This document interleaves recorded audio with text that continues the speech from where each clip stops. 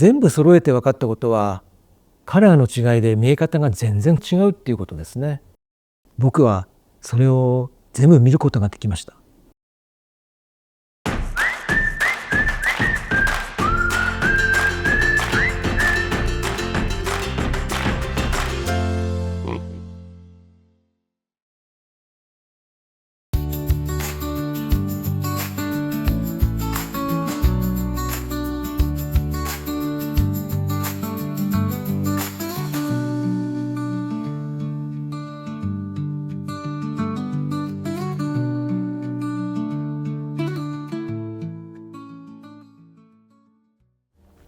三部比のパパです。フレンチブルドッグを飼い始めて18年目、アラカン59歳です。フレブルの毛色は主にブリンドル、パイド、クリーム、フォーンの4種類です。最近ではブラック&タンやイザベラなんていうカラーもありますが、基本的にはこの4種類になります。それで今回どうして毛色の話をするのかというと、僕がこの4種類を全部コンプリートしているからです。と言っても自慢したいわけではありません。もともとそんなつもりで飼っていませんでしたし、勢いでお迎えしちゃってたわけですから、たまたま揃ったっていう感じです。でも3匹連れて散歩していると、毛色で性格って違うんですかって聞かれたりすることがあるので、せっかくなら毛色にまつわるエピソードなんかをお話しできればなと思ったんです。どうぞ最後までご覧ください。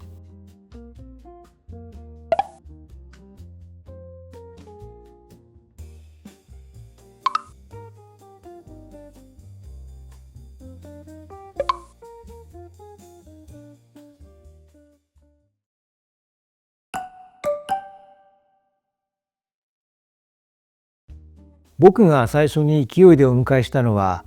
パイドのお嬢でした。ちなみにパイドっていうカラーそのものを僕は知らなかったんです。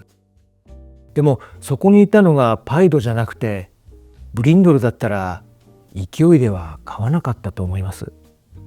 理由は単純で、その頃の僕は黒い犬に全く興味がなかったからです。それで実際に飼い始めて毛色の種類が他にあることを知ったくらいですから、僕は本当に初心者でした。でも当時はフレブルがちょっとずつ知られるようになってきていた時期で、テレビコマーシャルなんかに出てくるのは決まってパイドだったんです。だから街中を散歩しているとたまに声をかけられるんで、なんか誇らしかったです。で、次にお迎えしたのがクリームの小町で、こっちも別に毛色にこだわったわけではなくて、たまたまそこにいたのがクリームだっただけです。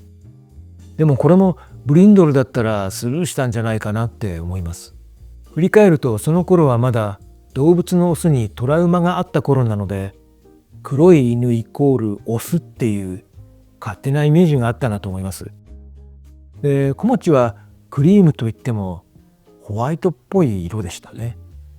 そういうことでパイドとクリームの2色の多頭飼いになったわけです。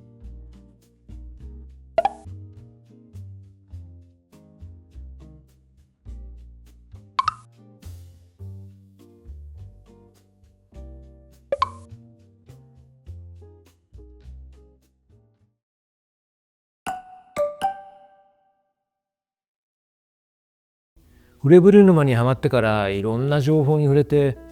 僕はフレンチブルドッグの王道はブリンドルの男の子にありと考えるようになったんです。でもトラウマであるオス嫌いがあって葛藤を続けるんですが、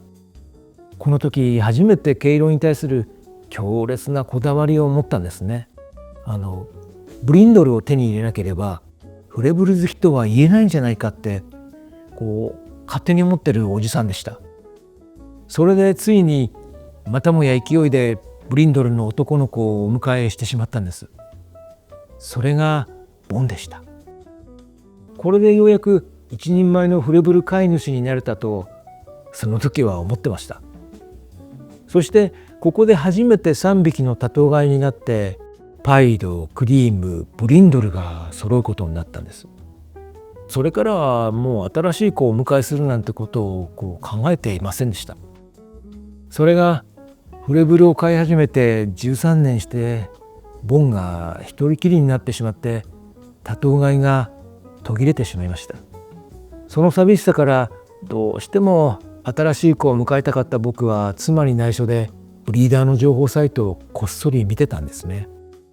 その時にフォーンのブラックマスクに一目惚れしてしまったんです。それがひまわりでした。それで妻を説得してどうにか OK をもらって香川県のブリーダーさんのところにねひまわりがいたんで、僕は羽田空港までお迎えに行きました。思えば勢いでお迎えしなかったのはこのひまわりが初めてでした。こうしてパイド、クリーム、ブリンドル、フォーンと4種類をコンプリートすることになりましたが、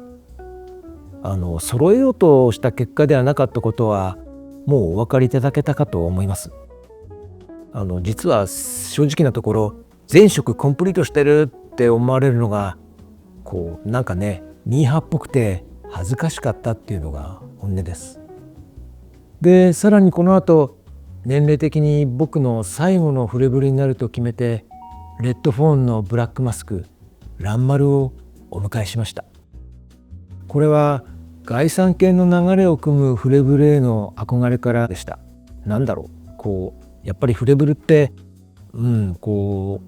海外のねイメージあるじゃないですか。今3匹を連れてね散歩してるとやっぱり3色全部違う色だとかね、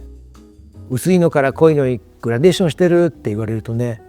やっぱりちょっとだけ恥ずかしいでもねその逆にちょっとだけね誇らしい自分もいます。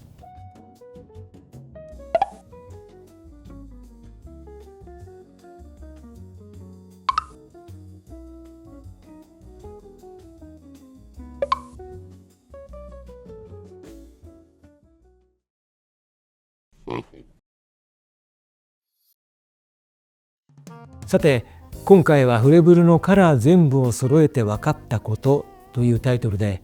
結果的にコンプリートするに至ったお話をさせていただきました。全部揃えて分かったことは毛色によって表情が全然違うっていうことですね。嬉しい時、甘える時、眠っている時、いろんな表情を見せてくれるんですけどカラーの違いで見え方が全然変わります。だけどこれは実際に飼った人にしかわからないと思います。僕はそれを全部見ることができました。それが一番の宝物です。皆さんもフレブルのカラーにまつわるエピソードやご意見がありましたらぜひコメント欄で聞かせてください。またこのチャンネルを少しでも面白いと感じていただけましたらチャンネル登録やいいねを押していただけますととても励みになります。それではまた次回お会いしましょう。さよなら。